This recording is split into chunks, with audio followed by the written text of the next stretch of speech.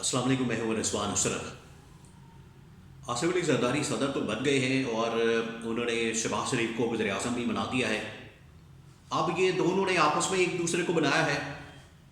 یا ان دونوں کو کسی اور نے بنایا ہے؟ حقیقت یہ ہے کہ ان دونوں کو کسی اور نے بنایا ہے۔ پاکستان میں جہاں پر یہ دونوں اپنی جگہ پر مضبوط ہیں، اپنی جگہ پر قائم و دائم ہے، اپنی جگہ کے اوپر طاقت رکھتے ہیں، پولیٹیکل ایک ان کے پاس پاور موجود ہے،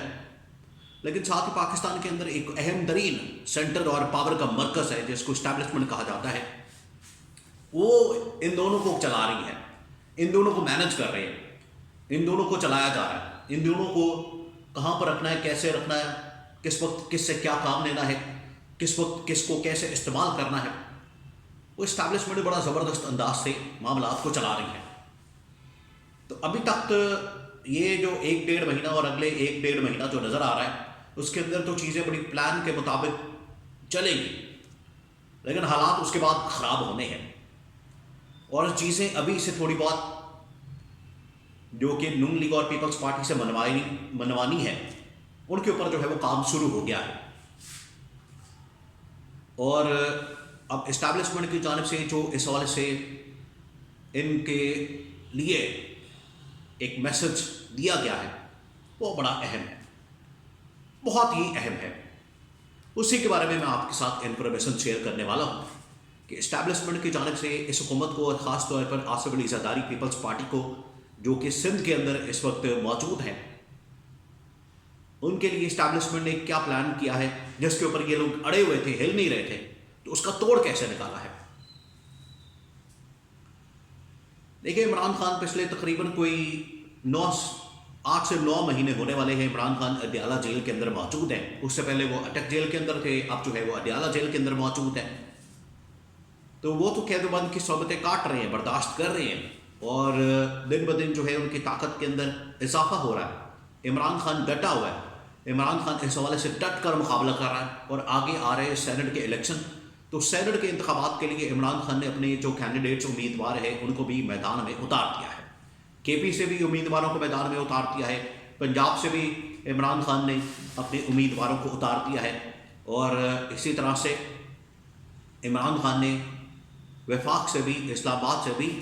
اپنے امیدواروں کو اتارنے کا فیصلہ کیا ہے۔ اب سینٹ کے انتخابات بہت اہمیت کے حامل ہیں، کیونکہ قومی اسمبلی کے انتخابات ہو گئے، چاروں صوبائی اسمبلی کے انتخابات ہو گئے، اب سینٹ کے انتخابات، اس کے لیے عمران خان نے اسٹریٹجی بنا کے اپنی پارٹی لیڈرشپ کو اور جو بھی وکلاء ان سے ملنے جاتے ہیں ان کو اس حوالے سے میسج پہنچا دیا اور ان کو پلان آف ایکشن دے دیا ہے۔ اب باہر کیا چل رہا ہے حکومت کے ساتھ، شہباز شریف کے ساتھ اور آصف علی زرداری کے ساتھ، دونوں کے ساتھ اسٹیبلشمنٹ ان کے ساتھ کیا کر رہی ہے؟ دیکھیے، پیپلز پارٹی اس وقت سندھ کے اندر موجود ہے، اور عمران خان یعنی کہ پی ٹی آئی اس وقت کے پی کے اندر موجود ہے، اور مسلم لیگ نون جہاں پر وفاق کے اندر بھی ہے اور پنجاب کے اندر ہے، اور پیپلز پارٹی ادھر بلوچستان کے اندر، بلکہ وہاں پر تو ایک مشترکہ حکومت ہے نون لیگ پیپلز پارٹی کی۔ تو یہ ایک پورا اپنے سٹرکچر کو پہلے سمجھنا ہے کہ جو صوبے اور وفاق کا پورا سٹرکچر بنایا گیا ہے اور حکومتیں بنائی گئی ہیں، اس میں آصف علی زرداری کا جو پلان تھا جب پہلی مرتبہ وہ صدر بنے 2008 میں، تو آتے ساتھ ہی انہوں نے 18ویں ترمیم کی اور NFC ایوارڈ کے اندر کچھ تبدیلیاں کی، اور انہوں نے یہ سوچ کر،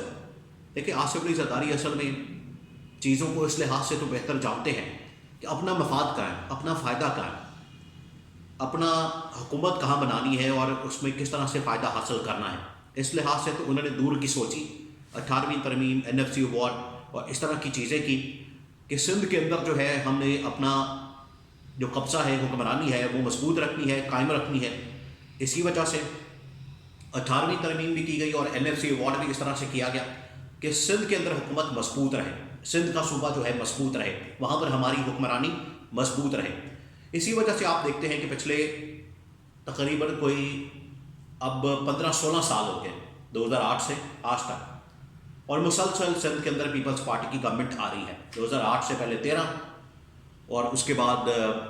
13 سے آگے 18، اور 13 سے آگے 23-24 لگا لیں، اب 24 کے اندر بھی سندھ میں پیپلز پارٹی کی گورنمنٹ ہے۔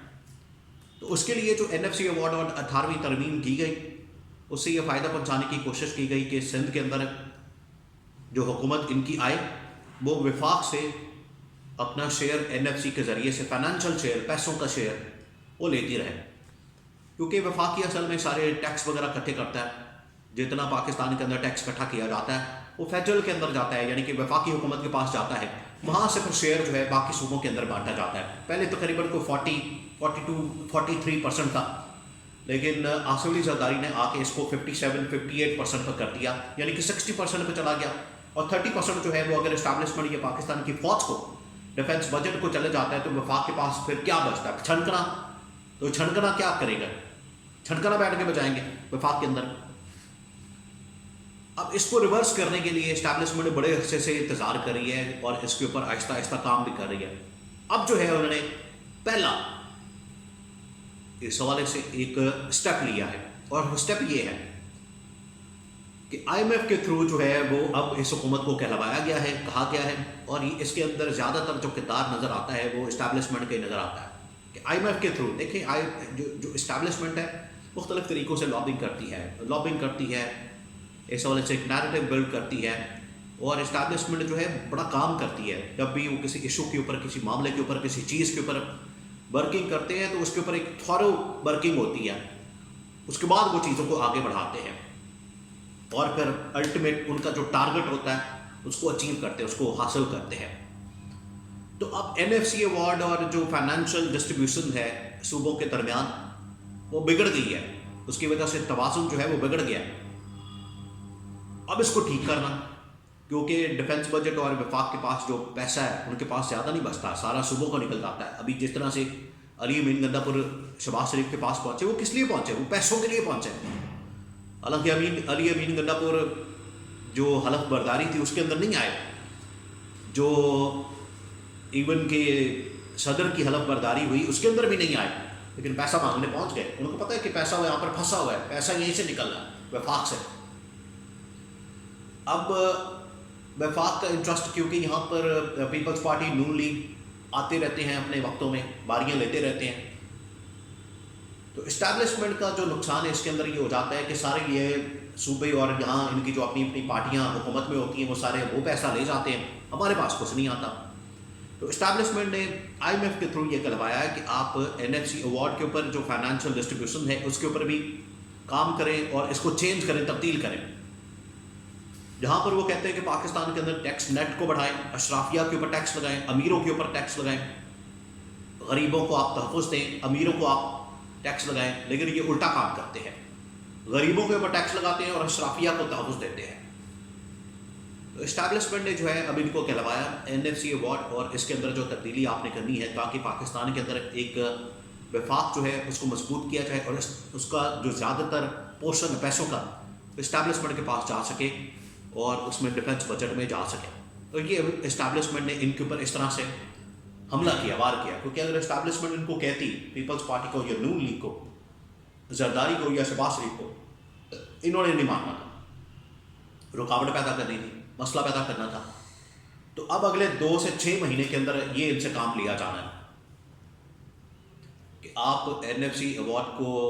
چینج کریں، اس کے اندر جو شیئر جا رہا ہے صوبوں کو وہ کم کریں،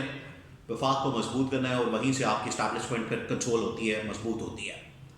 تو اسٹیبلشمنٹ نے یہ رستہ چنا ہے. اسٹیبلشمنٹ نے اس طریقے سے جو ہے آصف علی زرداری کو کنٹرول کرنے کی ایک چال چلی، کیونکہ آصف علی زرداری یہ ذہن بنا کے بیٹھا تھا یا سوچ کے بیٹھا تھا کہ جیسے ہی یہ فرمائش اور ڈیمانڈ آئے گی اسٹیبلشمنٹ کی طرف سے تو میں اپنی فرمائشیں ڈال دوں گا کہ اگر وہاں سے میں نے شیئر کم کرنا ہے اپنا صوبے کا، تو پھر اس کے بدلے میں اگر کوئی ترمیم وغیرہ کرنی ہے تو پھر اس کے بدلے میں مجھے یہ چاہیے. انہوں نے فرمائش، اسٹیبلشمنٹ نے اپنی خود فرمائش رکھنے کے بجائے IMF سے کروا دی ہے. تو یہ اب ان کو کرنی پڑے گی. IMF سے جو پروگرام لینا ہے تو IMF نے کہا ہے کہ آپ نے یہ چیزیں کرنی ہیں، ان کو کریں گے تو آپ کو پیسہ ملے گا، ادروائز پیسہ نہیں ملے گا. پیسہ نہیں ملے گا، حکومت نہیں چلے گی، ملک نہیں چلے گا، ملک کا پٹھا بیٹھ جائے گا. تو یہ اب مجبور ہو گئے، پھنس گئے ہیں. تو یہ جو آئے تھے کہ اسٹیبلشمنٹ کو ہم کنٹرول کریں گے، اسٹیبلشمنٹ کی فرمائشیں آئیں گی، پھر ہم اپنی فرمائشیں رکھیں گے. اسٹیبلشمنٹ نے چال چل کے آئی ایم ایف کے تھرو کہلوا کے ان کو کنٹرول کر لیا، ان کو پکڑ لیا، جکڑ لیا. اب یہ اس میں سے نہیں نکل سکتے، اس میں سے